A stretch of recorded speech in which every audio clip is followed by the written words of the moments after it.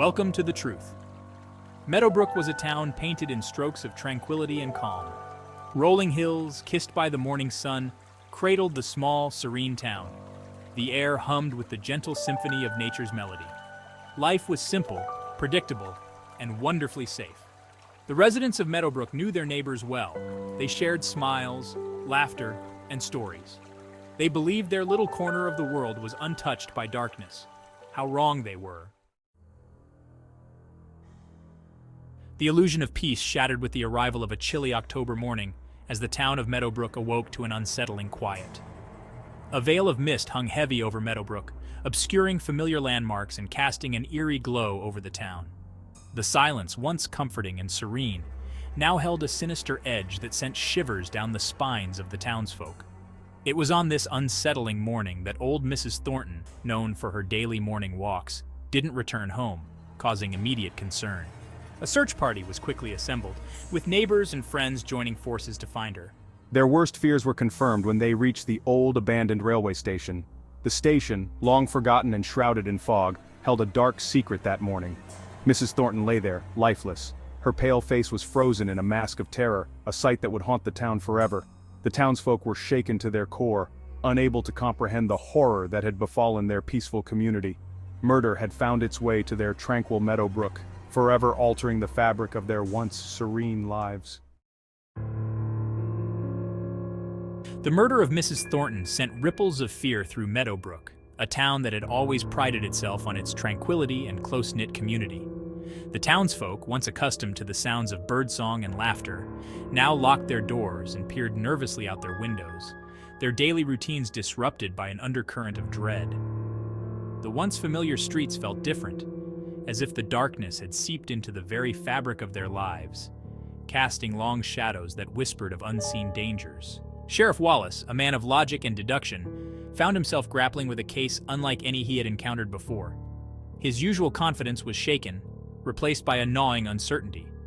The white feather, the only clue found at the scene, haunted him. It was an enigma, a piece of a puzzle he couldn't solve, and it gnawed at his mind. It was a piece of a puzzle he couldn't solve, a riddle that seemed to mock his every effort. His investigation led him to the town library, a place he had often visited, but never with such a heavy heart. To the dusty shelves holding forgotten tales where the air was thick with the scent of old paper and mystery. There, tucked away in a forgotten corner, he found it, a book that seemed to call out to him from the shadows. The Silent Reader, a book bound in faded crimson leather, its cover worn and its pages yellowed with age. As he skimmed through its yellowed pages, he felt a chill crawl up his spine, each word pulling him deeper into a web of horror. The book detailed gruesome murders, each accompanied by a symbolic white feather, a signature that sent shivers down his spine.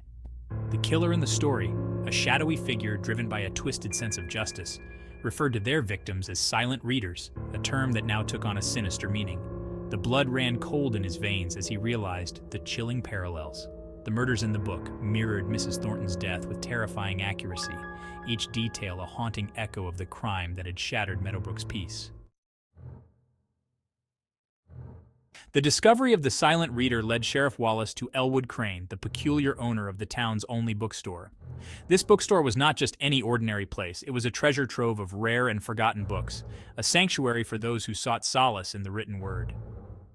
Elwood was a recluse, a man more comfortable in the company of his books than people. He spent his days immersed in the pages of his vast collection, finding comfort in the stories and knowledge they held. His store, a labyrinth of towering bookshelves and musty paperbacks, was an enigma to most of the townsfolk. The narrow aisles and towering shelves created a maze that only Elwood seemed to navigate with ease. But Sheriff Wallace knew that behind Elwood's quiet demeanor lay a sharp mind, a mind that held a vast knowledge of literature. He had often turned to Elwood for insights into obscure texts and historical references. Elwood, surprised by the sheriff's visit, listened intently as he described the book and the chilling similarities to Mrs. Thornton's murder. The details were unsettling, and Elwood's curiosity was piqued. His eyes, magnified by thick spectacles, widened in recognition as Sheriff Wallace mentioned the Silent Reader. It was a book that had always intrigued him, and now it seemed to hold a dark secret. He confirmed the sheriff's suspicions. The book was indeed rare, and its contents were known to only a few. The book was rare, a collector's item. It was not something that one would come across easily, and its presence in the town was unusual. He had sold a copy just a few weeks ago. The transaction had been memorable not just because of the book, but because of the buyer. Elwood's memory, sharpened by years of handling books, provided a crucial lead. He remembered the buyer vividly, a man who had seemed out of place in the cozy, cluttered store. A man, he recalled, with a nervous disposition and an unhealthy fascination with the silent reader. His behavior had been odd, almost as if he was hiding something. He even remembered the man's name, Samuel Hayes. This name now held the key to unraveling the mystery that had gripped the town. Thanks for watching. Subscribe to our channel if you like our content.